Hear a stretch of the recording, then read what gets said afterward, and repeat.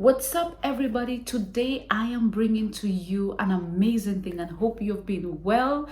And February has been a great month, and it's a great month. Okay, so today I'm going to bring to you my 7 key points of how to survive.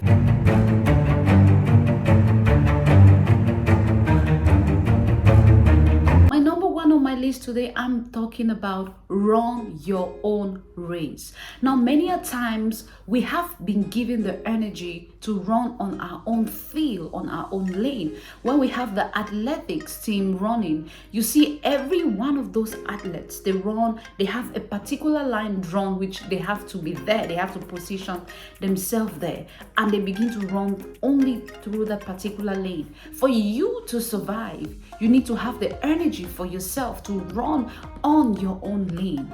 I mean, usually we get the energy, we get the pursuit, we get the feeling to help each other. But the truth is, if you haven't come up to the position where you have mastered your own field first and complete your race, you cannot really be in a position to help anybody. Because the truth is, you have to be full and your cup run it over before you can be in a position to help someone. The other day I was going down the road and I saw a woman, a very young woman. There was this step in front of them, and you know what the daughter did? The daughter crossed above the step, and then before lending her hands for the mother to take her hands and come up. Now, that was a very brilliant thing to do, because if both of them say, okay, let's cross it together, both of them will either fall or both of them will not make it. So what I'm saying is, you have to run your own race. Ask yourself, what am I? Who am I in this world? What is the energy? What is my capacity I have to offer into the world? What are the things I am being assigned to do? That is running your own race. That is how you survive. When you begin to place these questions and ask yourself these questions, when you get to answer these questions of who are you? What are you meant to do? What are your sources? What are your energy? What is your capacity? What things you are able to do? What are the things I have put in place to be able to contain the energy from within me? All these questions you have to answer. Answer this question. Then you will survive. So my number 2 on my list, which I'm going to be talking to you about, is for you to maintain a stability. Now, it's very important. Often at times we get distracted with so many events happening here and there. But one thing for you to survive is you have to master the art of stability. Many of us get anxious, maybe about a particular thing going wrong. Failure will happen. That's the truth. Things will always go wrong. But how do you maintain stability is how you will survive. Survival is very important. Since from the day in your mother's womb, you survived. There were many spermatozoids that were released to that egg, but you came out of that. You survived. So you are going to survive even till now. Even so many sicknesses while you were growing, it came out on you, but you survived. And even till now, you will survive if only you are stable in your ways, if only you are focused on that particular thing you are pursuing after. Now, you don't have to have a dynamic of so many things you're going after, but you need to have a goal. You need to see where you are going to.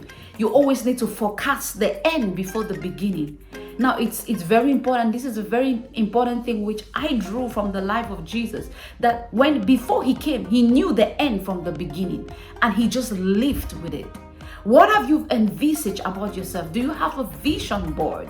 These things will help you to bring stability in your life. All right. So that's my number 2. And my number 3 is, know the people that are around you. Are the people temporary, or these are people that will take you throughout the rest of your journey?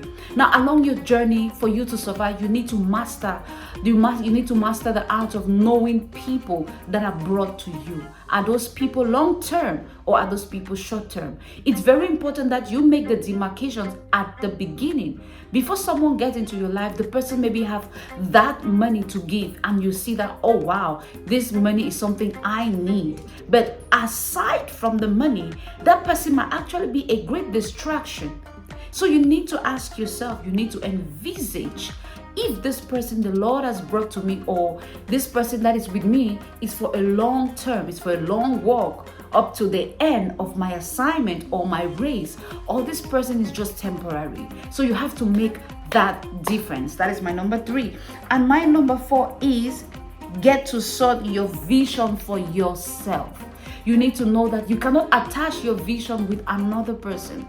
You alone, apart from maybe your husband or your wife, you have a sole reason, you have a sole vision to fulfill. Each and every one of us, I always say, we are energy field, and the energy which is inside of us is to bring light into the world. Someone is waiting just for you to say that word. So if you don't get to master, you don't get to bring out your vision for yourself, no one is there to bring it out for you. You need to get in hold of that what you want to be. Get to study your vision. Get a vision board. Know what you want to do in life. Know how to focus in life. Get the mechanics in place to be able to fuel you to your next dimension or your next level in your vision. These things are very important. It can only be for yourself. Remember, you are the only one that truly knows the extent of your vision. Your partner might know some.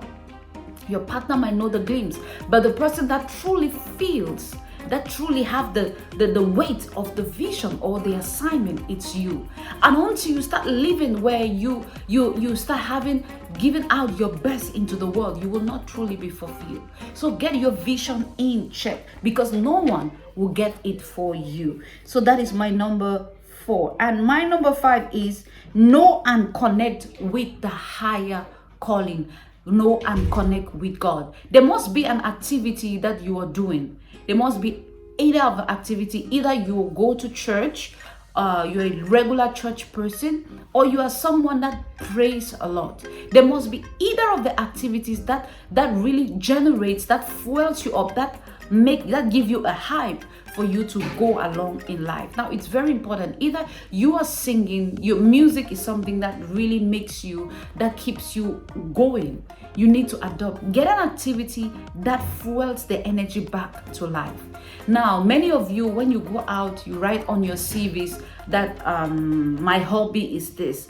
I like this, I like that. It's the same thing. You need to get an activity that is a hobby that going to generate you, that's going to make you feel and to live in your vision. Because without these extra activities that you are doing, things will not become really that smart. And the truth is, extra activities and your hobby opens up your mind space to better think, to better generate ideas, and to better know other things.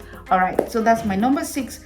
And my number 7 is you have to listen to your heart. It is very, very important.